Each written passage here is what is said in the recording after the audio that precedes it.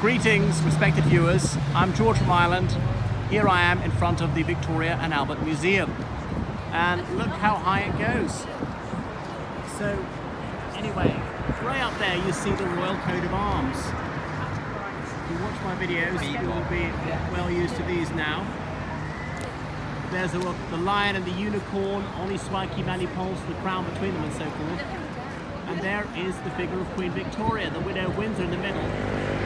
These two knightly figures on either side of her. It's a bit too bright. And 1837, the year of her Ascension and VR, Victoria Regina.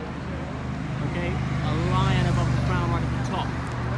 And look at the detail in the stonework, eh? And there you see the three lions pass on, the lion rampant, VA, Victoria Albert right at the top. Over the other side, lions rampant again, and the Harp of Ireland. Flagpoles up high. And then 1837 to 1901, she died in 1901 of course. And then here she is, beside some infant, who's, I don't know what he's doing, showing her a bowl or something. I'm not sure who these figures are on the other side. So we're in the middle of what's known as Albertopolis, or South Kensington is its proper name, because of the Great Exhibition 1851, the funds from that, the Great Exhibition of the Works of Industry of All Nations, the money raised was used to buy the land, a lot of it was open countryside in 1851, and build the Victoria and Albert Museum, the Natural History Museum, the Science Museum, the Royal School of Mines, the Royal College of Music, and indeed Royal Albert Hall for concerts. So there's Prince Albert in the middle, who was Queen Victoria's first cousin and indeed husband. He came over from Germany. Remember, Queen Victoria was, German on her mother's side, spoke German as a mother tongue, and her English was never quite perfect. Always made some first language mistakes in English. So he believed that the German standard of science, technology, education, music and so forth was far higher. Sometimes he was right. And so tried to fulfill his role as Prince Consort to improve things. And they had a very happy and fecund marriage. They had 9 children. And he died in 1861, just after helping to avert British intervention in the American Civil War over the Alabama case, this Confederate warship which was built here. So the Widow of Windsor, she was very depressed and went into mourning and spent most of the time at Windsor, didn't accept many public engagements, support Balmoral, blah, blah, blah, and he gradually lifted out of it with the help of her servant John Brown. See the film Mrs. Brown about it. But anyway, this is his legacy, and look what it says behind him. I'm sorry, I'll try and zoom in. The excellence of every art must consist in the complete accomplishment of its purpose. So the words read on these various figures showing them they're doing what they're doing and completing, nudes in the middle. So there is in the robes of the Garter, the Order of the Garter, and there you see these roses, the Tudor roses and the portcullis, as in that sharp thing that would drop over the gate of a castle if you're trying to come in. So in 1899, Edward VII laid the foundation stone. He wasn't King Edward VII at the time, he was Prince of Wales because his mother was still alive. And in 1909 it was completed, and by that time he was King Edward VII because his mother had died. Look on this side, we've got knowledge, and over the other side we have inspiration. And there is Edward VII. And if we look over the other side, here is his Queen Alexandra, a Danish princess.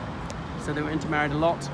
And I can't show you everything because it's just so gigantic. There's another entrance which deserves to be filmed in its own right, and the interior.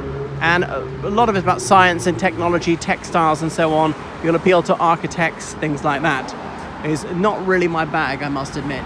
The V&A, as it's commonly called, because Victoria and Albert. Okay, R. Cosway, who on earth is C.G. Romney. Then we've got Gainsborough, we've got Sir Joshua Reynolds, these famous 18th century painters.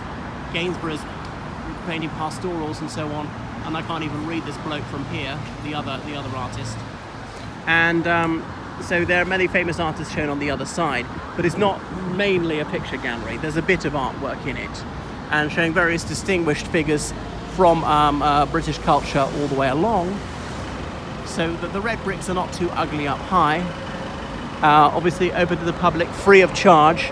Occasionally there's a special exhibition which you must pay. So South Kensington is the nearest tube station to this place if you wish to visit. All right, and we'll see some of the other people we have here.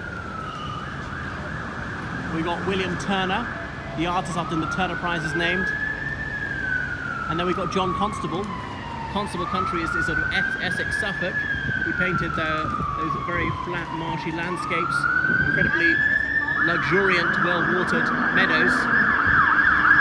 Watts. And then, okay, Leighton, who was created a baronet the day before he died, lived not very far from here. You can see his house. He was fascinated by Islamic art. There was a Christian. Millet, another distinguished 19th century artist. And look, even under the lamppost we got E7R, Eduardus Rex Septimus, King Edward VII. Anyway, there are more and more of them, but I can't be bothered to walk right to the end. But you're getting some idea of the scale of the place. Of course, it goes very far back. There's a courtyard in the middle with a fountain. There's a cafe, there's a gift shop and all the rest of it.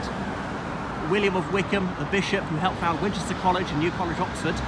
So he's wearing his bishop's mitre, carrying his bishop's crook. The mitre, of course, is representative of the tongues of flame at Pentecost coming out of the disciples' heads. The idea that the 12 disciples were the first bishops ordained by Jesus. We've got John Thorpe, another artist, and then, oh my goodness, who's this chap? Oh, Inigo Jones, the 17th century architect. And we've got Sir Christopher Wren, who designed St Paul's, rebuilt London after the Great Fire of London, an architect with no official training whatsoever. He's an Oxford graduate, but you know, an architect was anybody who called himself an architect. So all completely autodidactic. William Chambers, Sir Charles Barry, an architect of the late 19th century, helped rebuild Parliament after it burnt down in 1834. So that's enough here. There's Brompton Oratory, the second biggest Catholic church in London. And this little green shed is a snack bar originally for cabbies, but anyone can buy things there. You can't sit down though. So that's enough in the Victoria and Albert Museum. I'll film the other side some other time.